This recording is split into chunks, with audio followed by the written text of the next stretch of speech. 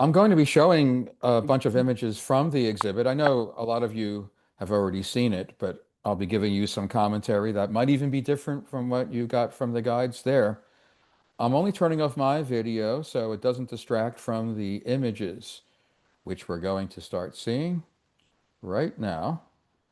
Uh, Here we go. Here is the exhibit. I'm sorry, I did another presentation shortly after the exhibit opened.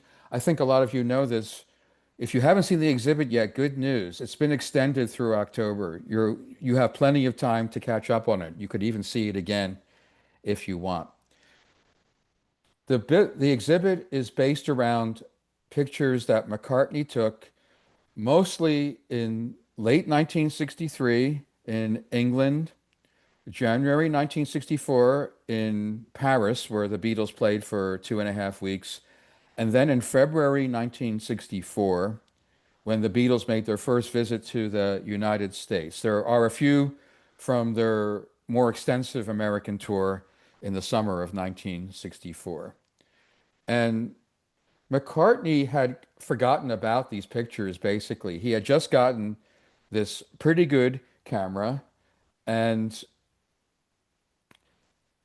I guess maybe about 5 years ago or a bit more, he kind of rediscovered the pictures. Some of them only exist on contact sheets, like you see here, and developed an exhibit around them. I've seen the exhibit twice. I saw it just a few days after it opened in 2023 in London, where I just happened to be on vacation at that time. That was good timing for me. But I did also see the exhibit in San Francisco shortly after it opened here in the spring. And I'm not talking too much about the technicalities of the photos and the equipment, but a 35 millimeter Pentax camera was a very good camera for a private citizen in 1963. A pretty good camera for some professional photographers too. And remember that McCartney was and is not a professional photographer, although his first wife was a pretty well-known professional photographer, Linda Eastman, who took on her husband's name, Linda McCartney. The main value of these photos, I think, I know not everybody agrees, is that he had access that was unparalleled because he was right in the middle of Beatlemania when it was taking off. I think the pictures are okay. I don't think that the pictures are landmark celebrity or portrait photos. They're decent, but the main value to me is that they give you a very close-up look at what was going on. Well, here's Ringo, and just a few seconds about Ringo's value to the group. Besides being a really good drummer, he and the whole group, but certainly Ringo, he looked like he was having so much fun when he was playing the Beatles music, and I do think that this snap captures that. John Lennon, December 1963. And Paul does have some captions that are in the exhibit. He makes this point here. We were a tight-knit group.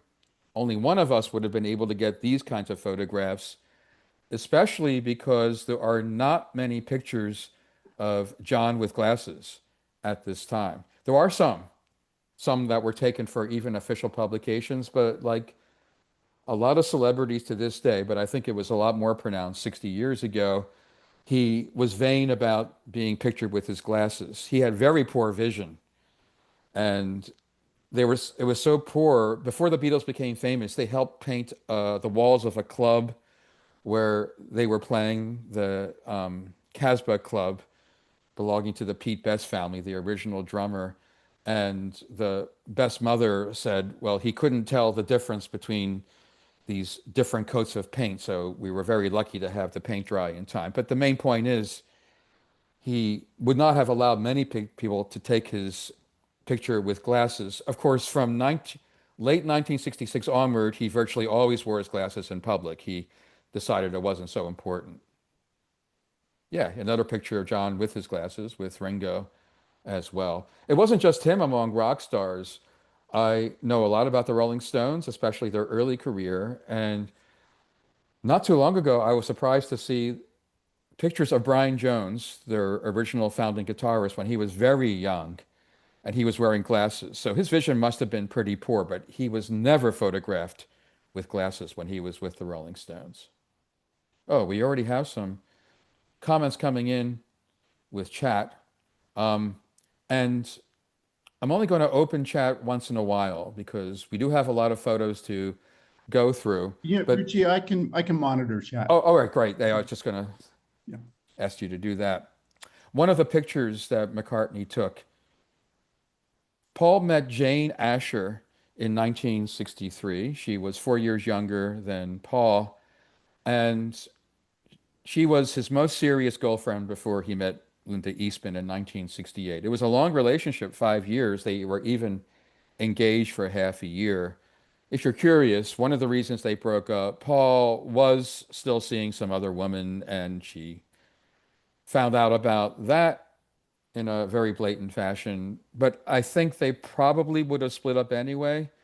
And his marriage to Linda was very solid, 27 years. Unfortunately, I know a lot of you know, she died in the mid 1990s. You don't, something you do lose from most of the photos. There are some in color, but most of them are in black and white. And Asher had very vivid red hair. And in fact, when before the Beatles met Jane Asher, they knew her because she was a television actress. They thought that she had blonde hair, but when they met in person in the spring of 1963, Paul saw her in color. And uh, a more casual shot, which I like seeing because so much of what you see of celebrities, including Paul and Jane Asher at that time, it's pretty posed. So, I have a few trivia questions as we go along. Who's this guy? We can open chat for half a minute to see if anybody gets the answer. He's pretty famous. Yeah, or feel free to unmute if you want to. Okay, yeah. I forget about that because most of the shows I do for CLC, I'm playing I see music. an answer from Tom in Maureen, and I believe it's Peter Asher, right? Yes. Yeah, I think. Yeah, it's funny. It's not yet showing up on my thing, but I'm not going to worry about that. Oh, I see what it is. Yeah. So Tom and Maureen, I know both of I'm friends with both of those. They have the right answer. Peter Asher, Jane's brother, was half of Peter and Gordon, who had some big hits in the mid 60s. A big reason was that Peter Asher had access to some Paul McCartney songs, although they're officially credited to Lennon and McCartney. The Beatles didn't record. World Without Love, Peter and Gordon's first hit, was the biggest of their hits. It was a number one hit, and Paul McCartney wrote that. And then Peter Asher became a very successful producer and manager for both James Taylor and Linda Ronstadt. He moved to the United States. But this is very early in the relationship between Paul and Jane. And although it wasn't publicized at the time because Paul and Jane weren't married, so I think it would have maybe been considered disreputable to say, well, Paul is actually living in the Asher family home. But he was living there in secret for more than 2 years, and to not just keep the secret, but just keep from being mobbed in public because all the Beatles were, he would actually have to go out the back way in back stairs that were kind of like fire escape. And the secret was kept pretty successfully. If you go to London today, this is in central London. It's very close to a lot of the neighborhoods where tourists tend to hang out, like Oxford Street or Piccadilly Circus or Tottenham Station, if you know the tube system there. So you can take a look at the building, which is still there, but you can't go in. Some of you might have seen the documentary about Frida Kelly from, I don't know, 10 or 15 years ago. So she knew them very well as the president of their fan club in Liverpool from even before they started to have hit records. And there's not a whole lot of surprises to me in this exhibit because I know a lot about the Beatles. But when you look at a photo like this, it is still a little surprising the access that some people had to the Beatles that would be maybe hard to imagine today for a huge star.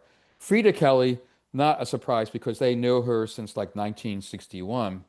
But this is more surprising where this was just a fan I don't know who it is, or the caption didn't say much about her, but she got to go backstage and take pictures of the Beatles.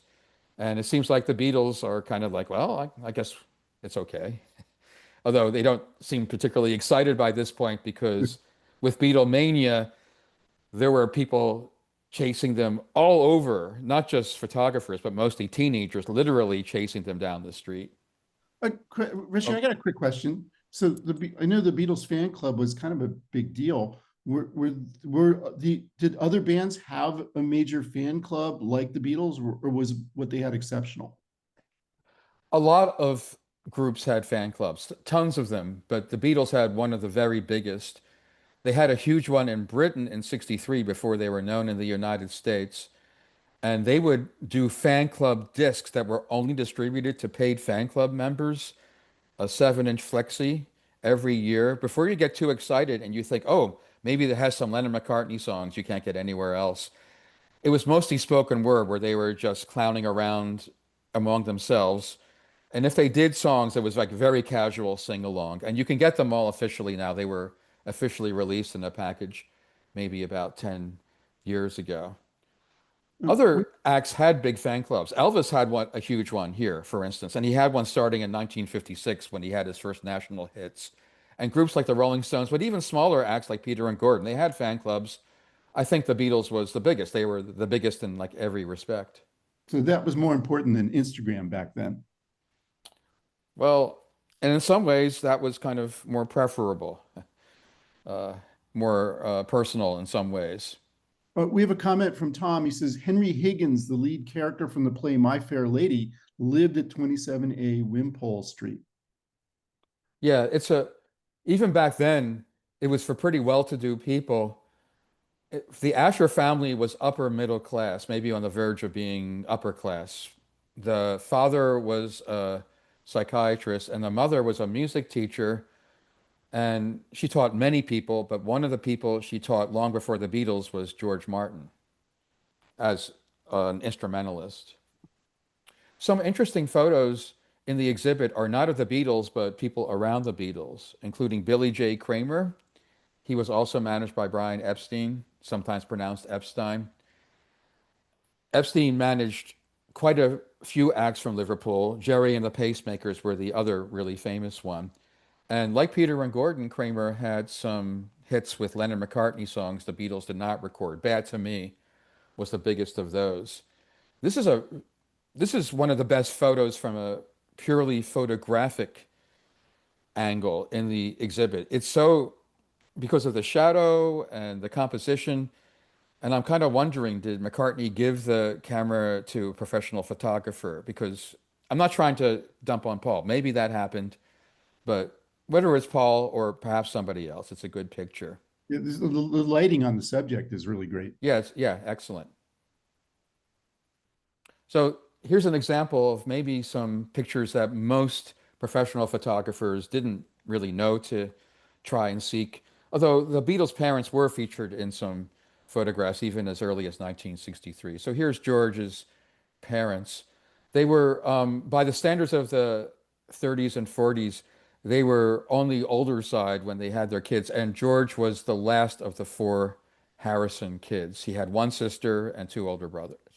The sister was older too. I like this photo because it conveys how the Beatles had a good sense of humor.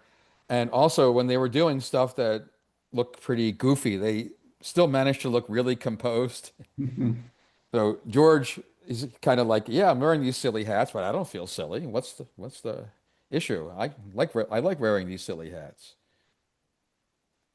Kind of like the Billy J. Kramer picture. You know, Paul didn't take this. That's one reason I thought, well, maybe the Kramer picture wasn't taken by Paul.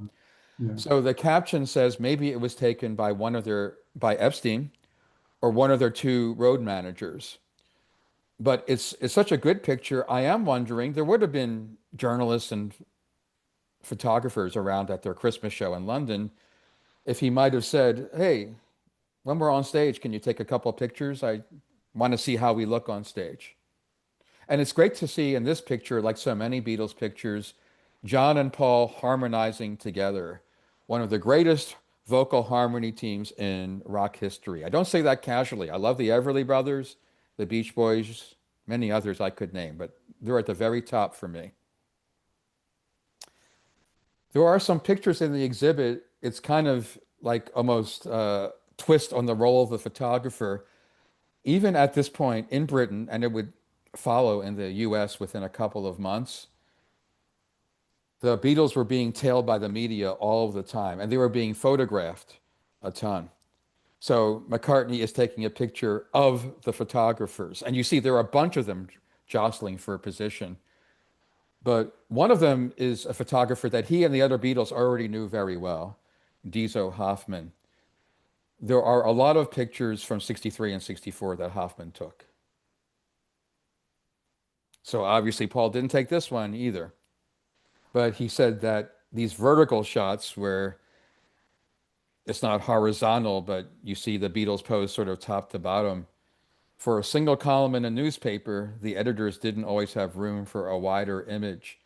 These days, of course, that's not such an issue because, unfortunately, in many respects, print media is dying to be replaced.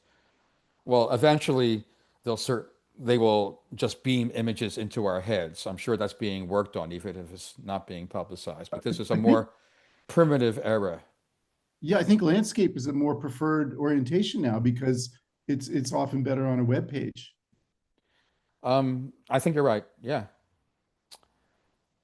The Beatles went, to give a little context, it's in the exhibit too. Beatlemania, that term was coined in late 63 in Britain after the Beatles played at the Palladium in London. And there was such hysteria in the audience, but even before the show in the streets, that the British press was reporting this is unprecedented, even for performers like Elvis or Frank Sinatra. And they were setting sales records left and right for records in the United Kingdom for albums and for singles. She Loves You and I Want to Hold Your Hand both sold more records than any singles had ever sold in Britain before. One in four households that had a phonograph record player in Britain at the end of 63 had I Want to Hold Your Hand as a single. Their first album was number one for 30 straight weeks. It was replaced by the Beatles' second album, which was number one for 22 weeks. What's this leading up to? However, they were not big in France yet. They weren't big in the US yet, although it was just starting to happen when the Beatles went to Paris. They actually were not headliners for these 2.5 weeks at the Paris Olympia. They were co-billed with Trini Lopez, who was a big American star. If I Had a Hammer was about as big as hit, but Lemon Tree and some others were big hits. Sylvie Vartan never was a star in the United States, but she was a big star in France. And some reports have it that because the Beatles were not well known yet and they hadn't caught on yet, that actually Vartan got the biggest reception because she was already a big star in France. Trini Lopez had a funny comment in a documentary. It was on Canopy for a while. I didn't check to see if it's still on there. It's a recent one. And he was remembering playing with the Beatles. And he said he was interviewed near the end of this Paris residency about whether he thought the Beatles could make it in the United States. Although the Beatles, I Want to Hold Your Hand was already number one here. And he knew the walls were very thin in the dressing rooms. So he lowered his voice for the interviewer and said, to be honest, I don't think so because we already have a really big and great rock group there, the Beach Boys. And Trini Lopez admitted, of course, well, I was wrong. And the Beach Boys were huge and continued to be huge, but the Beatles were already setting sales records in the United States as he spoke. The Paris Olympia is still one of the most prestigious venues in Paris. I think it's still the most prestigious venue. Many, many stars have played there. The Rolling Stones would play there too in 1965. Quick question, Richie. John asks what year this is. I believe it's early 64, right? It's early 1964, yes. We will get to the Beatles' visit to the United States in a few weeks, don't worry. And it's just interesting that McCartney took these pictures of the Beatles being advertised as playing the Paris l'Olympia And the posters were using pictures that were from late 1962, which in Beatles terms, that's outdated by early 64. And they were taken, I know you can't see the pictures too well here. You can see them online. They were taken by Astrid Kirchherr, who they'd become friendly with their first visit to Hamburg in 1960. They played a lot in Hamburg, Germany. They became friends with her and Klaus Voormann, who later learned bass and played on Beatles solo records. Astrid and Klaus were art students. John Lennon had been an art student, and they were the first fans they had in Hamburg who were their age. They were just a bit older, but shared the same sensibility. And Astrid Kirchherr was the first photographer to see that the Beatles were very charismatic and photogenic and would make great subjects for pictures. She took a lot of pictures of them in Hamburg in the early 60s. And she was engaged to the original bass player, Stuart Sutcliffe, who left the group in the middle of 1961. Unfortunately, Sutcliffe died in early 1962 before they could marry. This is an interesting photo that McCartney took. Mickey Jones was not famous then. He never would become too famous, but he was the drummer with Trini Lopez.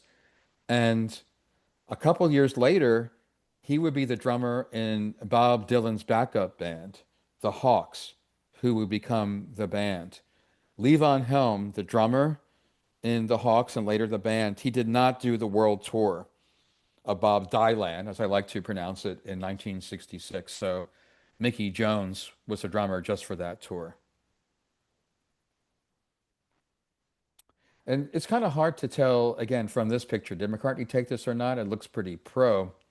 But you see Sylvie Vartan here. She did try to record in English, and she recorded in the US in Nashville. She made some decent records. I wouldn't try to blow her up to be a huge musical uh, icon like Françoise Hardy, who I think was the best of the French singers then.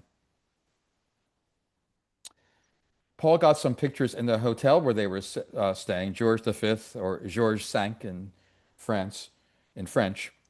And even in France, even though they weren't huge yet, it could be a hassle for them just to go around walking in Paris when they were recognized. So they spent a lot of time in their hotel, and sometimes they used that productively to write songs. You see John here, again, wearing glasses, even just to see what he was doing with the guitar and fingering the chords. Glasses were helpful for John. Again, Beatles did not mind. In fact, I think they enjoyed making these sort of silly poses, at least in their early Beatlemania days. I think after 2 years or so, it was like, haven't you guys had enough of this? But they posed in these French outfits. I've been to France a few times, most recently a couple years ago. I must say, you definitely don't see hats like this anymore in France, at least not where I was, and I was in Paris. And I'm not even sure I saw those, although I think they might still be in use. So here's Brian Epstein, their manager in the hotel. This is an interesting comment from Paul in one of the captions. Epstein started managing them a year or so before they made their first record. So you would have thought, well, as far as people outside the band who work with them, he must have known them better than anybody. He knew them before they were being chased in public or anything like that. But even though this is more than 2 years later, I guess because they were collectively realizing we're not just going to be stars in England, we're going to be some of the biggest stars the world has ever seen. Maybe there was just more time to talk about them in a relationship that was more equal rather than Brian Epstein saying, you got to be here at this time, you got to wear this, and you got to sing this on this TV program. There are memos from Epstein where if he's not saying gotta, he's making these strong suggestions about organizing themselves. And now they're kind of realizing, both the manager and the clients, you don't really have to do that anymore. We know this drill has been very successful. We can just start to talk about more serious things, about our long range goals and about how we are as people. There were some busts of the Beatles done by David Wynn, as long as they had some downtime in the hotel room in Paris. Those are, by the way, much better likenesses than what you see in Madame Tussauds Wax Museum. Those likenesses aren't very good, I think. Of the pictures in the exhibit, these were among the more interesting ones of to me because I had not seen them before, and I had never seen photos of the Beatles at this session. Maybe there were no professional photographers allowed. This is a great trivia question if you're running out of trivia questions about the Beatles, by the way. Can you name the four countries in which the Beatles made studio records? The United States is not one of them. They did make a live record that was eventually released. They recorded one at the Hollywood Bowl, but they did not record in American studios. They did as solo artists. So I'm talking about the Beatles as a group. So here's the answer. England is obviously one of them. Germany, they backed, before they did records on their own, they backed a British singer named Tony Sheridan in Hamburg, and they were allowed to do a couple songs on their own, which came out later. The hardest one is probably India, where The Inner Light, the B-side, the backing track, was recorded by George Harrison in early 1968. But also, a lot of people don't know the Beatles recorded three songs in Paris. As long as they were there, they were under instructions to do German versions of She Loves You and I Want to Hold Your Hand. And they didn't really want to do that. They thought it was kind of a silly exercise, especially because the English versions eventually sold there anyway. And George Martin actually had to go to their hotel room when they didn't show up and browbeat them into coming to the session. But as long as they were there, they realized, well, as long as we're there, we can do something that isn't an obligation. And they recorded their next hit single there, Can't Buy Me Love. There's George Martin. For from the viewpoint of most of us, he's not that old in this picture, late 30s, but he was a lot older than the Beatles, about 15 years older. Yeah, there's the caption explaining what I just went through by voice. So I'll move on to the next caption. This interested me because I know that Johnny Hallyday, that is the pronunciation, is not very well known in the United States. But in France, to this day, although he died about 12 years ago, his stature is roughly equal to what Elvis Presley enjoys here and around the world. Although I don't think he's as good as Elvis, he has his good points. He was also married to one of the Beatles' co-build acts, Sylvie Vartan, for 15 years. And I didn't know that he was also at the studio when the Beatles were recording there. It makes me think, well, maybe he was hanging around Sylvie Vartan at her shows with the Beatles, and the Beatles just mentioned to them, oh, we're going to be at the studio, or maybe when they got there, they said, can someone tell Sylvie and Johnny if they're interested in watching us here? Now the Beatles come to the United States. A bit of background context, although I know some of you are familiar with it because some of you have actually taken my courses. The Beatles had four number one singles in Britain before they started to get airplay in the United States. Part of the reason for that is their American label, who had the first option on Beatles records, was Capitol Records in Los Angeles, a huge label. EMI Records in London had bought Capitol in the mid 50s. But the guy in charge of foreign licensing for Capitol America, Dave Dexter, did not think the Beatles had a chance of succeeding in the US market. And he turned down the first four Beatles singles. But it became evident by late 63 when She Loves You and I Want to Hold Your Hand were selling more records than anyone in history had in England, that it was worth Capitol's while to take a chance on putting out I Want to Hold Your Hand here. And also remember, the Beatles sang in English. They, they spoke in English. That was their language. There shouldn't have been any sort of barrier, not like Sylvie Vartan, who most of her records were in French. Well, the Beatles scheduled I Want to Hold Your Hand to be released in the middle of January 64, but radio DJ in Washington, D.C. got a copy from a flight attendant a month earlier and played it on his station to see what the reaction would be. And even before seeing pictures of the Beatles, his phone line lit up, play that again. And he played it again and again. And there was an unprecedented reaction to I Want to Hold Your Hand. He told DJ friends in other cities, Chicago and St. Louis, they got a tape of the single. This is before you could easily buy import singles, let alone download them from the internet. And they got the same reaction in St. Louis and Chicago, and Capitol Records rushed the release forward 3 weeks to the day after Christmas. And as soon as it came out, as it was being played on the radio, I Want to Hold Your Hand rocketed to number one, followed immediately by their first American album, Meet the Beatles. Then other labels put out the singles that Capitol had passed on, like She Loves You and From Me to You, Please Please Me, Do You Want to Know a Secret? Those became big hits. And by the time the Beatles came to the US to appear in the Ed Sullivan Show, February 7th, 1964, they arrived at JFK Airport. They were huge in Britain, in the United States, excuse me. And even when they landed and when they went to their hotel, the Plaza Hotel in New York, there was as much hysteria around their public appearances as there had been anywhere in Britain. So Paul McCartney, from the back of a cab probably, is taking a picture of photographers chasing the Beatles cab trying to get an image. And Richie, is it kind of unprecedented, a group becoming so popular so fast, rocketing to fame? Did this also happen with Elvis, or is what happened with the Beatles even more dramatic?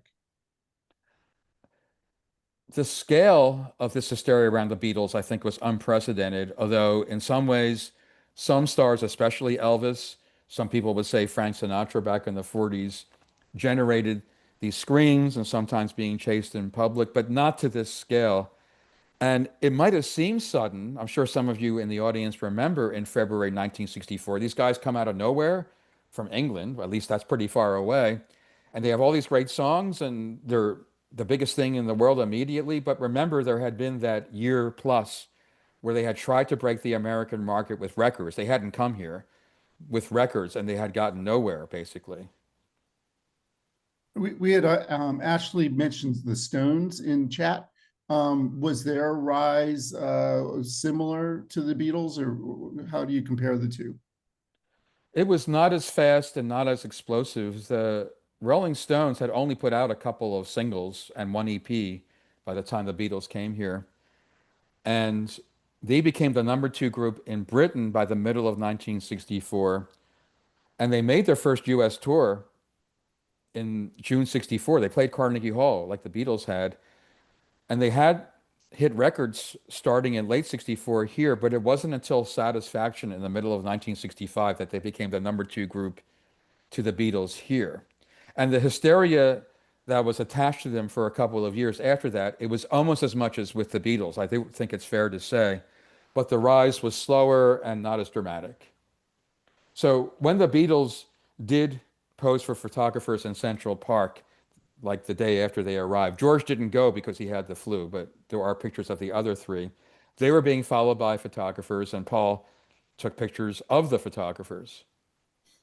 This is a good one that's highlighted in the exhibit because the photographer just seems so, it's like, I'm a part of Beatlemania. Paul's photographing me, and he's making a big display about it. And I think it was actually after the exhibit debuted in London, someone did some tracing and found out the name of this photographer, Joel Landau, not to be confused with John Landau, Bruce Springsteen's manager. I don't know if this could have been an accident or deliberate on Paul's part, but you get a double exposure. At the Plaza Hotel, they definitely couldn't go outdoors because they were being almost besieged by fans on the sidewalk the whole time. So they spent a lot of time just listening to the radio, hearing their own songs, watching some of the news reports, and meeting with some journalists. I And have to say, I think that's a really, I think there's a great double exposure because all it does is double the subject, and everything else is pretty much in focus. and they also got to meet, although it was a brief trip. It was just like 3 weeks, their first trip, and most of it was not performing. Like 2 weeks were just vacation in Miami. But they got to meet some of the stars they admired. Ronnie Spector, lead singer of the Ronettes, Be My Baby, who had just, by the way, toured with the Rolling Stones in Great Britain in January. And she had already come back to the United States. And Phil Spector, who produced the Ronettes and married Ronnie Spector, he was on tour with the Ronettes in Britain. And he took the same plane as the Beatles did from London to New York.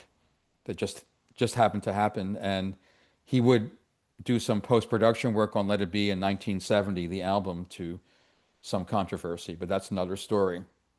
Okay, I'll leave this up for a second and see if anybody guesses who this is. Feel free to throw it in the chat Mhm. or unmute if you want. This woman has a very close connection to one of the Beatles. I'll give you a hint. Well, it looks like I'm going to stump people. She's definitely at the fan club president. Although she was a huge Beatles fan, honestly. Oh, is Wen- Louise Wendy Harris. seems to have guessed. Okay. Oh, Louise Harrison, quite a bit older than George. I think almost 10 years older. Um, she had moved to the United States and she visited George in New York.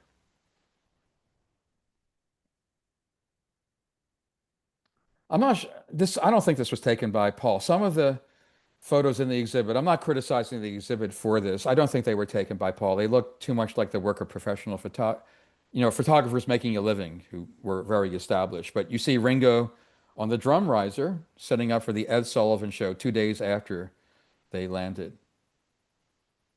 Gail notes that Louise looks a lot like George and Louise's mom. Yes, absolutely. The Beatles' first show was not Carnegie Hall. They played on Ed Sullivan, and that was broadcast on February 9th. They actually recorded two slots and they saved one for a week later. But the first concert in front of a paying audience, there would be one the next day after this in Carnegie Hall, New York, but the first one was in Washington, D.C. at the Washington Coliseum, and Paul got the billboard there. Mark points out the drum riser is incredibly small for such a dynamic drummer. So what do you Yeah, think of that, Richie? let me just go back there for a second. In those days, equipment in general was much smaller scale. If you see the film, hello. If you see the film of the Beatles in Washington on February 11th, it's great historic film. The amplifiers look like the amplifiers of teenage garage bands today. And Ringo was on a drum riser, but every few songs, he and this really hapless looking roadie rotated because they were in a boxing ring. And the deal was everybody gets a few songs where they see the Beatles head on, but the drum riser keeps rotating. So I don't think it's unusually small. I think it's just what's more typical for the time, 1964. And these days, drummers have much bigger kits too. But I like this photo because Paul was just kind of taking it when the Beatles were driving around, like between their hotel and the venue. And it was already a big deal. The Beatles are here in DC. And I guess someone was saying, well, they're going to be on our route. These aren't your more typical Beatles fans who would have been, for the most part, teenage girls, but it looks like they're in a cafeteria or something, and they're 20s, 30s, some of them even a bit older, and waving to the Beatles. And he got this marquee. This has nothing to do with the Beatles directly, but it gives you a sense of what was happening at the time. Christine Keeler was, as my caption says, famous for her affair with a UK defense minister, helped bring down the conservative government. Unfortunately, these days, if somebody in the cabinet has an affair like that, they use it to bolster their resume, if anything. But it was a big scandal, huge in Britain, one of the biggest scandals ever, but it did make international headlines. And to kind of make some money after she had been sort of thrown to the wolves, Christine Keeler was actually like doing shows, maybe some striptease like things in the United States. And then the Beatles go to Miami, where they filmed an appearance in a hotel for the last of their three February Ed Sullivan slots. But here they are on the plane. Imagine how excited Ringo is, by the way. He was the last to join the Beatles. John, Paul, and George were together by early 1958 when they were still teenagers. They didn't know Ringo then. Ringo joined in August 1962, so that's about a year and a half earlier. He was from the poorest background of the Beatles by far, and Yeah, he had been to France and Germany playing with his previous group, Rory Storm and the Hurricanes, but he wasn't flying around or being used to staying in fancy hotels, let alone getting this huge adulations. Now he's flying to Miami to have a great vacation. The kind, I think he's been interviewed about this. He's like, we in Britain, it was the kind of thing people only did in the movies that we saw in theaters. We never thought we'd be doing things like this. And here's fans greeting the Beatles at their hotel. This is not, I know it looks a little bit like when they're flying into New York, but this hysteria was following them everywhere. So this is Miami. A good caption by Paul on this picture. I can almost hear this girl scream. And it's a scream of joy, let me emphasize. It's not the kind of scream that you're hearing reported these days when there are these officials trying to do nasty things. Was there a comment? Well, he can almost hear her scream, but does he really want to hear her scream? It seems like he heard a lot of that. At this point, I don't think he and the Beatles minded because it was still very new. I think within a year, certainly within 2 years, they were getting tired of this. And that's a reason that they stopped touring after August 1966, their third American big tour, because they had enough of that hysteria and they wanted to concentrate on recording in the studio, making records and writing songs. I don't think they minded too much, especially because like they're in the United States where they thought it's such a remote chance they're going to be successful there, where they already have all those great rock and roll stars. So I think they were, I don't know for sure. I would say they were still enjoying this at this point. And even stuff like this that they would see from their hotel room. Ringo, Paul. I love, well, I guess George and John lost out in that graffiti. And as I said, I don't think these guys had ever conceived, well, within a year or so, even after making our first records, we're going to be in Miami. Uh, and I'm sure some of you have been to Britain. I've only been to Britain once in the winter. It's not really that bad, but it's often very overcast and misty, kind of like Pacifica, say, but colder. And now they're in Miami and being served drinks, scantily clad people in bathing suits, kind of a fantasy for them that's coming true.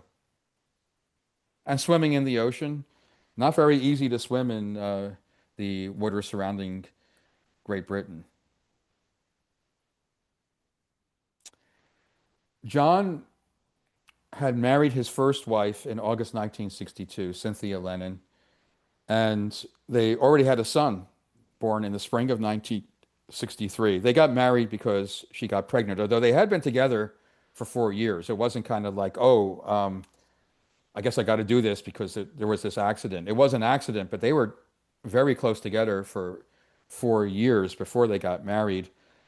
And the standard at that time was to keep marriages secret for young celebrities because the idea was, well, we want our fans to think, well, I can marry that guy. It was usually a guy who was told not to say you're married or you're getting married or you even have a steady girlfriend. So they kept it secret, but Cynthia did go with John to the United States. She was on the plane from London to New York. It wasn't like she joined him secretly in Miami. And the press found out pretty quickly, and they didn't try to hide it at that point. Some of you remember when they were first on the Ed Sullivan Show, and they had subtitles for each of the four Beatles when they panned Paul, George, Ringo, and John's was John, sorry girls, he's married. Someone put that in the chat. Yeah. Paul wasn't married. He would not marry until 1969. And although he did have a serious, steady girlfriend in London, Jane Asher, he still saw some other woman. He might not have broadcasted that, certainly not to Jane Asher. So he actually went on a date with Diane Levin, judging from the last name, probably Jewish. If it matters, I'm not religious. Paul's first wife, Linda, although it wasn't publicized, was Jewish. And his current wife, his third wife, is Jewish. Oh. And considering all of the hubbub around the Beatles, it was vital to have tight security. And what better security could you have than this guy? That's what I think when I see this picture. Like nobody's going to get through to the Beatles with this guy on duty. But actually, this is before John and George got busted for very minor drug-associated activity in the late 60s. And their attitude toward the police was already changing, but certainly was more sour then. They became very good friends with this guy because he invited them to their home, and they felt like, well, at this home, we can kind of be more normal people. And although they had kids, the Dresners, that's why they brought the Beatles there, the kids didn't make a big fuss about them. So they liked Buddy Dresner a lot. But you see, there is that police presence. This guy looks more intimidating than Buddy Dresner. But the fans were so devoted, it was like, well, even if we can get near the swimming pool of their hotel, we want to catch a glimpse of them. And it's not just girls, see? There were male Beatles fans. You can see them in pictures and some of the concert footage. Not nearly as many as girls, maybe because they would have considered, oh, it's kind of embarrassing to get so excited about these acts that girls are screaming at. But I would say certainly now, but even back then, the gender split among Beatles fans, it's about as close to 50-50 as you can possibly imagine. Paul McCartney, quite honestly, he says this in his caption in the book based on the photos. He was freaked out by seeing this. To this day in Britain, when you see police, I'm not saying that there's not some bad behavior by police there or in every country, you don't see police wielding guns most of the time. And here, even 60 years ago, it was routine. Getting more routine, unfortunately, here, but I hope we can all try and do what we can about that. You know why you would never see Paul doing this now? I'll let people try and guess in chat. Right. Or you would not have seen him doing this anytime during the last 50 years. I know the answer. Let's see if anyone else in chat wants to chime in, or you can even unmute if you want. Let's see. Yep, vegetarian. Ashley. Yeah. He's not just a vegetarian, he is a very proud vegetarian. It's not like, oh, if you happen to know about Paul's life, he's a vegetarian. And so was his first wife, Linda. I'm not sure about his current wife. I don't think it matters too much to try and research that right now. But he is not just a proud vegetarian, but a champion of animal rights like Linda McCartney was. Helps you keep kosher if you're vegetarian. So you see the Beatles logo here? And not just with the Beatles, it was so much more common then, and it would be for quite a few years after 1964, to see celebrity smoking. Even if celebrities smoke now, you don't see it very often in photos or on TV. And to his credit, Ringo, this is a quote from only about 10 years ago. He has quit. Paul quit finally. Keith Richards quit finally. I'm talking about cigarettes, not other things that you smoke. This is a quote from Ringo recently. It turned out to be a bad idea, but that was back in the days when you didn't know yet that would be a problem. And it was often considered cool to smoke and have that in your fingers and be photographed like that. Okay, another trivia question. Let's see who gets this. The guy on the left is pretty famous, not as famous as George Harrison.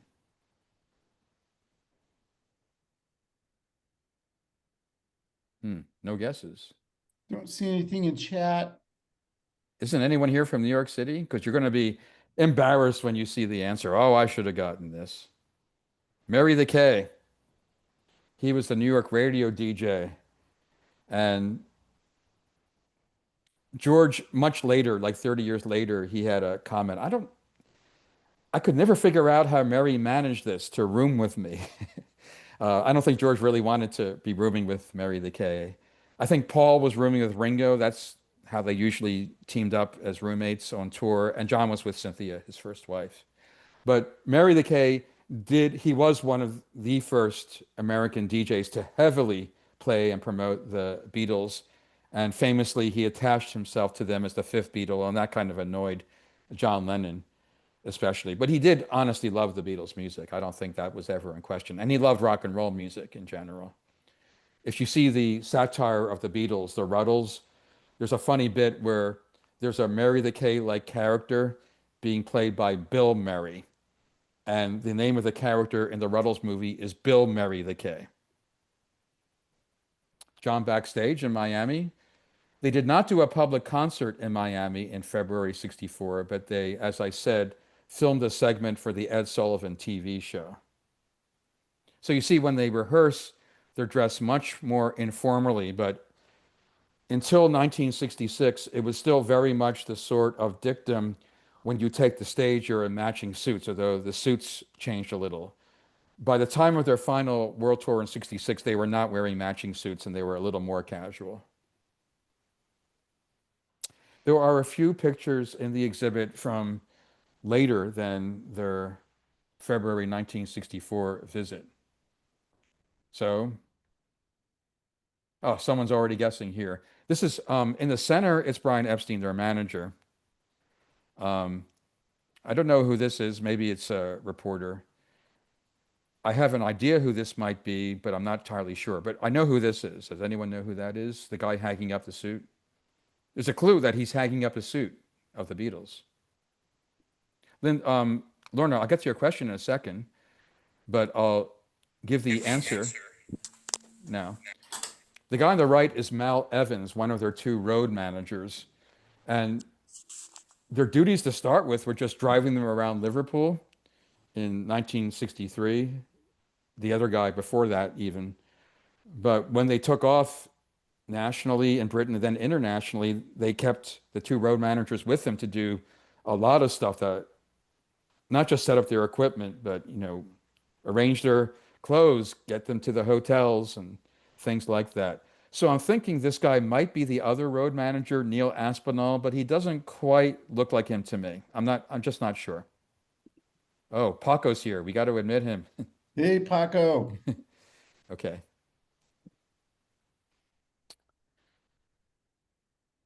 When the Beatles toured the United States, as big as they were, it wasn't like these days when, for instance, Elvis Costello, he's not as big as the Beatles, but he's pretty big. So I saw him uh, about 35 years ago at the Greek Theater in Berkeley, and he did 2 hours on his own.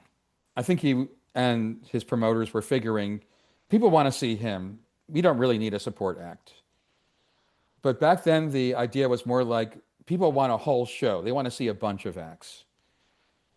And it was tough on the support acts for the Beatles, even though some of them were really good, because most of the people coming wanted to scream for the Beatles, who were only on for half an hour.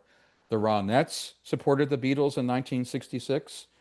And in 1964, Jackie DeShannon, a great singer-songwriter, was one of the support acts.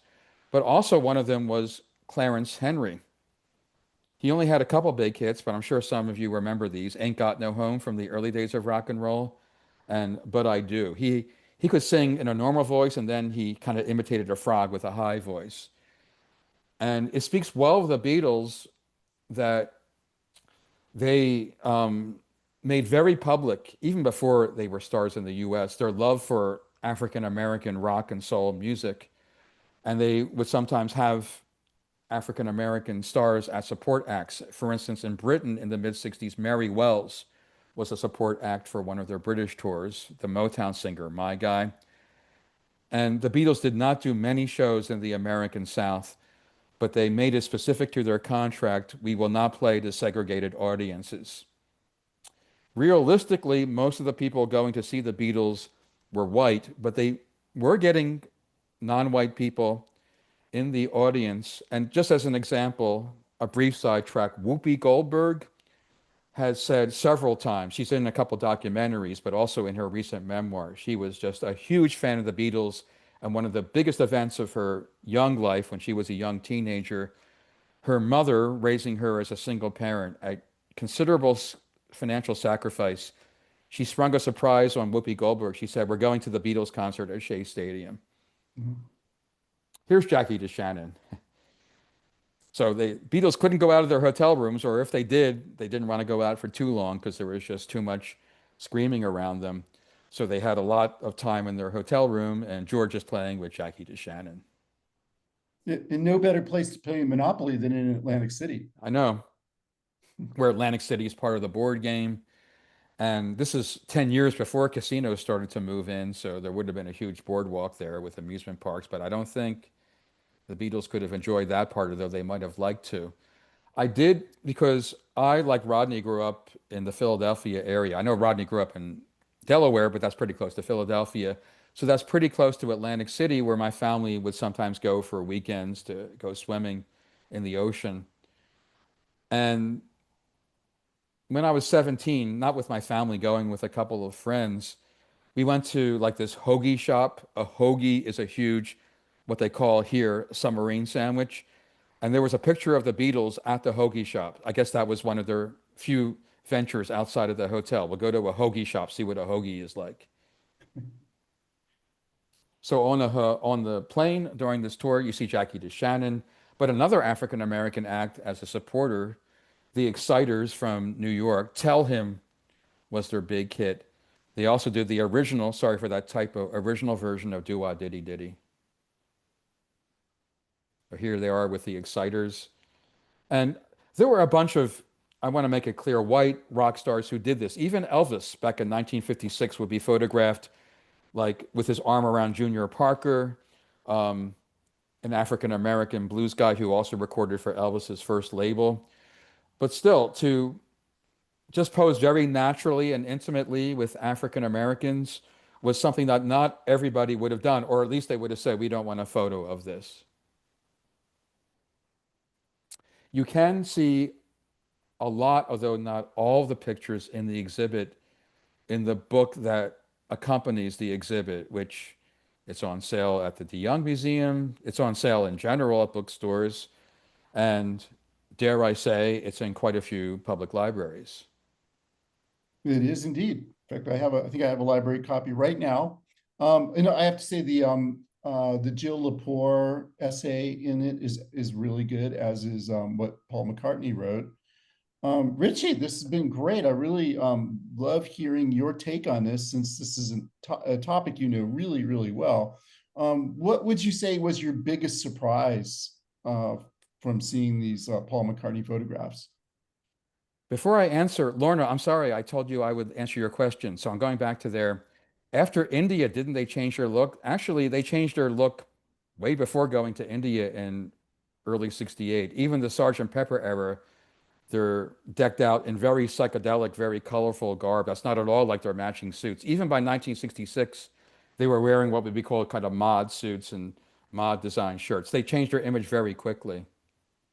I think, Ken and Judy, they saw the Beatles perform in New Orleans. Hard to hear them with all the screams. Very common experience.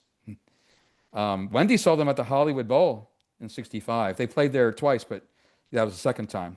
$5, which was quite a lot back then, by the way, but worth it, I would say. I think we Rodney, have a participant who saw them in Germany. Verena Lucas was at least in the show earlier. She said she saw them in Germany way back at the beginning of their career. yeah. And Rodney, I will answer your question. John Squire, I hope I answered your question. The Ed Sullivan Show was February 9th, 2 days after they landed at JFK Airport, February 7th. I don't see that German comment, but if you saw them before they were famous, Oh, that's she not just told me that. what? She told me that Yeah. in person. Oh, I see, in person. Yeah, probably in Hamburg. But I don't want this to sound snobbish. I know we're a little bit over 2 o'clock, so I hope it's We okay can to go a go. couple more minutes. Yeah. Um, Hi, I hope it doesn't. Rodney. Hello, Paco. I hope this doesn't sound too snobbish. I know a lot about the Beatles. One of my books is about the Beatles' rare material. So there was not much in the exhibit that surprised me. I know a lot about all of those tours. Um, I'm trying to think, is there anything? I mean, this is so slight that Johnny Hallyday and Zilly Vartan, it looks like they were at that recording session. So, but before the exhibit opened, I don't think anybody, I think McCartney had kind of forgotten, didn't know that there were all these photos. I didn't know that at all. Nobody knew that. And although there are a lot of photos of the Beatles at every stage of that chronological span, these are a very good supplement, even though it doesn't tell like intense historians anything like, oh, there was this big affair that they were using drugs and nobody knew it. They might have been, but there's no pictures like that. Or that, oh, they hung out with James Brown somewhere. We don't know they knew James Brown. There's nothing like that on that scale, but it's still very interesting to see. Yeah, and what I love about it is it's such an important period. And on my Haight Ashbury tour, I talk about how all the musicians that came from the scene in San Francisco, they were folk musicians who became folk rock musicians really as a result of Mhm. the popularity of the Beatles. And to have this exhibition that shows us this moment in time in American history, when they rocket to fame, and also the context of it happening just a few months after the Kennedy assassination. I find Yeah, although it interesting. I think they would have become just as huge if that had not happened. I think the historical view of that might have been, well, we're in the Camelot era, and this is yet another great thing that happens, rather than it was a tragedy and this brought us out of the tragedy. But I have one quick story that's a little bit like the JFK theory, like, well, this brought the whole nation out of this gloom. Just last week, one of the students who's taken a few of my courses, she let me know she had been at the Washington, D.C. concert. And that it was the first rock concert she went to. The month before, her father had unexpectedly died, and her father wasn't that old. And she said, it was the first thing that made me smile after my father had died. That's the effect that the Beatles had. I don't think it's exaggerated when people say to this day they spread so much happiness. I think they spread more happiness than anybody. Yeah, and I think that's the value of this exhibition, is to show us this really extraordinary moment in time. So Richie, thank you so much for coming on the program and talking to us. No one better to do this, in my opinion, than you. Also, it's just great to have you because you're the one who connected me with Community Living Campaign. And you will, in fact, in just 4 hours, be doing your show, Boomer Talk, about some international rock musicians. And I know a lot of us are looking forward to that in just a little bit. Okay.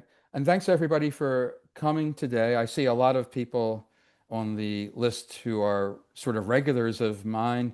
Not a hard sell, but if you're interested in other programs I do, 2 Mondays a month, I do programs on music history for community living. The next one, like Rodney said, will be at 6 o'clock tonight.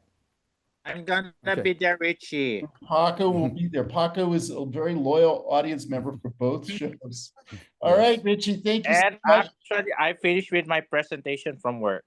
Okay. Good. So Way we'll to see you go, soon. Paco. I will be there tonight. All right. Bye now. Thanks, Richie. Hey. Thank Thanks. you so much.